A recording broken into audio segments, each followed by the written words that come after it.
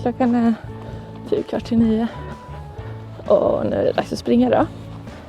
Eftersom det är vinter här så är det lite svårt att springa. För helt plötsligt så är det inte gruset längre. Utan det är liksom bara halt. Så jag kommer väl springa lite försiktigt idag. Alltså, som jag sagt tidigare, när jag säger att jag springer så är det mer att jag joggar. Så, ja. Nu ska jag alltså jogga runt. Jag ska bort till gymmet, lyfta mig lite och sen jogga tillbaka hem. Alltså, igår så la jag upp en bild på Instagram om att jag inte tycker om vintern. Fast när det är sånt här väder och det är nästan sol, då är det fan inte dåligt.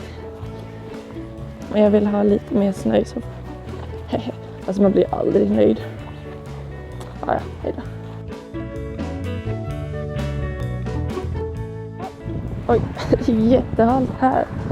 Jag har en dum väg att ta. Jag får nog vända. Jag får inte köra till gymmet. Jag ska testa att springa så får vi se hur det går.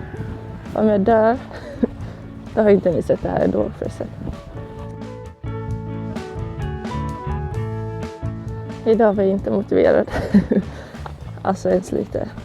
Jag tror jag har gått mer än vad jag joggat.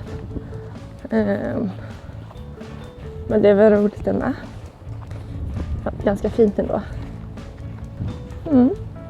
Så här kan det vara. Nu vill jag åka hem.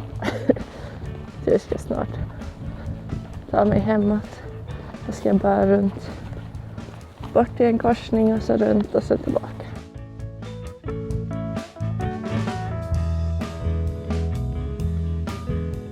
Jag är med på dagens pass. Precis nästa vecka. Hejdå!